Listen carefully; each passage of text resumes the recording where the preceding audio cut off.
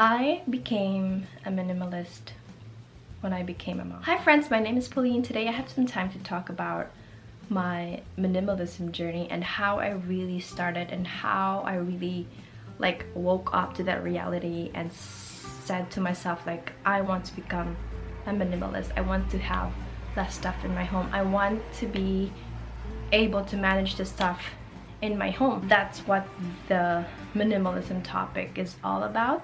Having less and being happy with having less. I became a minimalist when I became a mom. I think Paula was around 8 months old at that time, and I just woke up and I was like, I don't think I can manage all the stuff that I have in my home right now. I want to be a minimalist. We were still renting out at that time. Even before I got Paula, tons of stuff are coming into our rental. Things just flood into our house. That's where I realized that, oh my god, it is such a challenge to navigate our day-to-day life because of the things that we have in our house. I would take so much time putting things away and clearing things up before I'm able to clean. So that's when I realized that I'm not really maximizing my time. And knowing that we are here in Canada, me and my husband and Paula, my firstborn, and we already have our second baby who was born last year.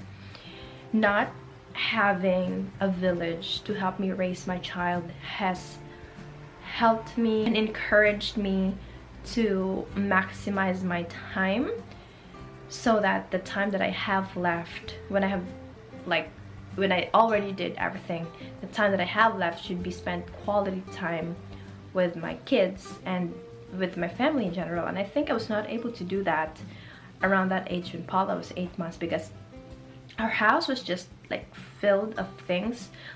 Things are just coming inside the house, and it's again super overwhelming. It is not easy to maintain, to clean, to organize the things that you have inside your house. And that's what I'm saying when having less is more, is because when you have less, you get to a lot and you get to set aside time to take care and nurture the things that are inside your home. But the other thing that I also noticed with having so much stuff inside my house was that it really affected my mood.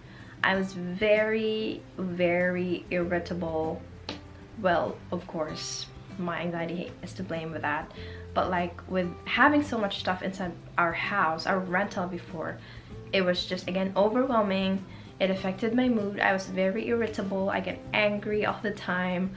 Of course, that's along with the postpartum, because I was Paula was 8 months old at that time. But just the things, just seeing those things inside our house, inside our rental, was just overwhelming. I was more anxious and it really affected my mood in general. So again, that was the time where I realized I have to get rid of the stuff that I have in my house. I have to manage my things before they do manage me. And I know where that hunger for having things and getting things is coming from, is because when I graduated and I had a job, I had side businesses, I had side hustles, I just learned to keep on rewarding myself by buying more stuff to satisfy my needs.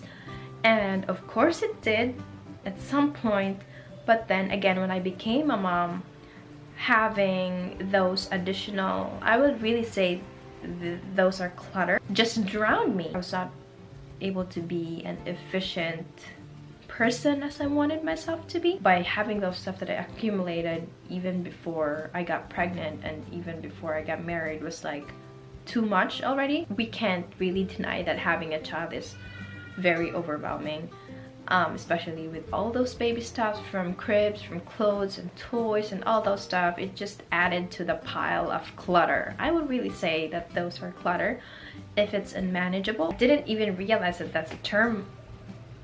The term minimalist exists until I became one. And it was so funny because as a minimalist, I would really consider myself as a minimalist.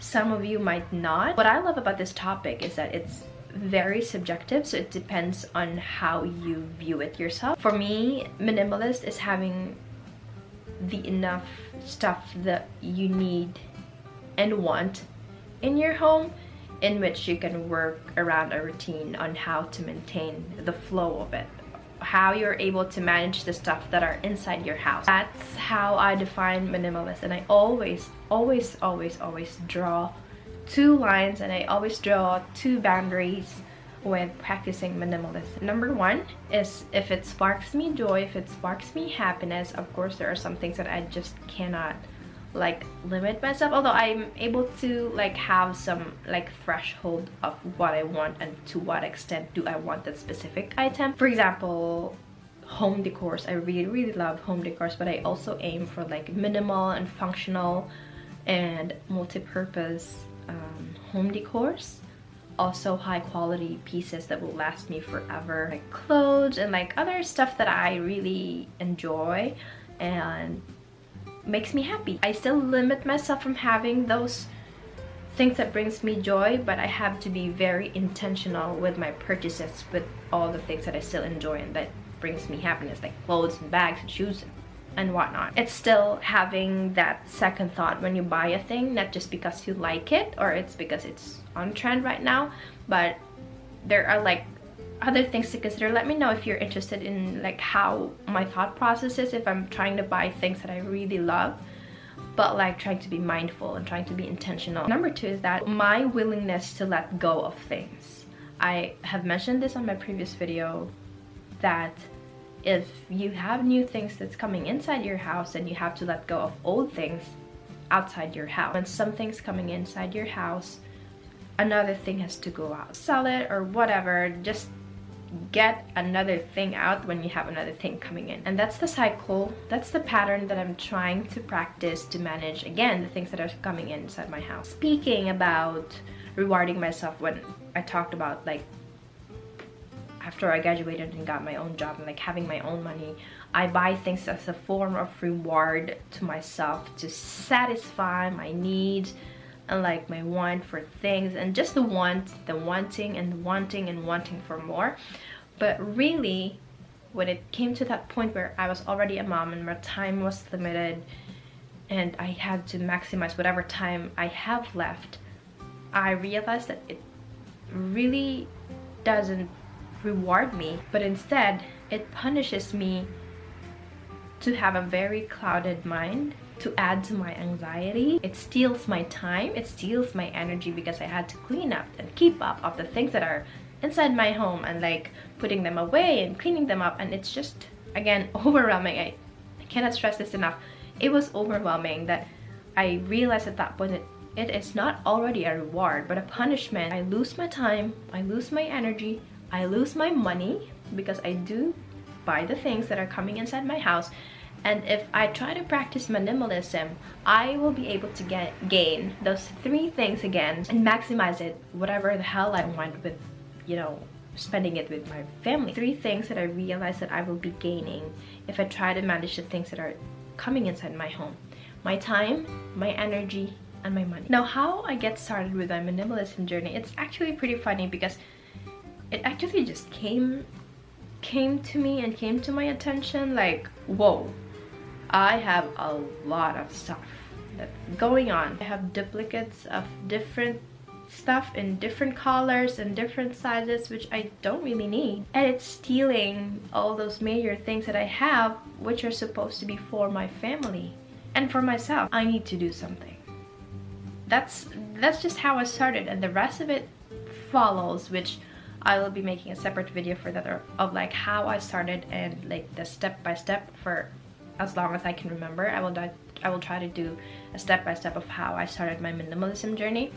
And again, I always mention that minimalism is very subjective. I know other people who are minimalist as well, and they have like their houses are like almost bare, like you can barely see anything on their counters and their cabinets, and I don't think I will be able to do that because I think I love nice things. I have kids. Although I just woke up one day and realized that I have to be a minimalist, it wasn't an overnight success.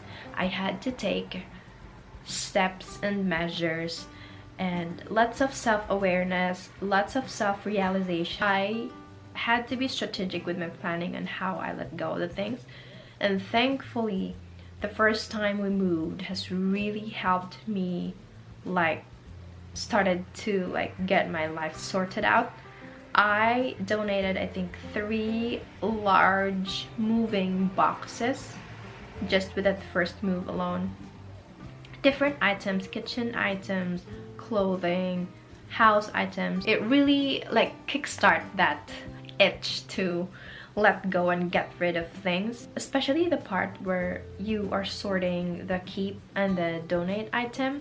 The first time I did that, it was actually pretty emotional, because the first time that I did that, although again I've mentioned that it is not an overnight success story, I am a very I think until now I am a very sentimental person. I still put like sentimental value to things, although with practice and with, again, self-awareness and self-realizations, you're able to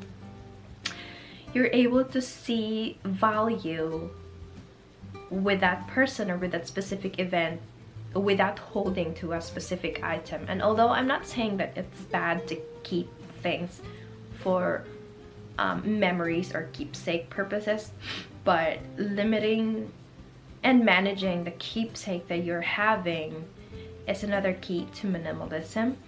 And I have another day to talk about that. It takes lots of practice and courage to be a minimalist and to not hold on to things, and the art of letting go. I would really say it's an art, because the moment that you don't hold and you don't put value to something before, it will take me a lot of time to put things away before I really start like the cleaning process itself. Now it will only take me a few minutes to like put things away on their own places before I can really start cleaning, and that's a liberating experience, I would really say. And again, I gain the time, the money, and the energy back to what matters most. I'm not a pro about minimalism, but that's just how I started. And I know you can too. Again, there's lots of resources you can research and like take inspiration on. Shoot me a message on any of my social media channels if you have any questions about my minimalism journey. I would be happy to support and answer your questions. Again, my name is Pauline. Thank you so much for watching this video. I hope to see you in my next one.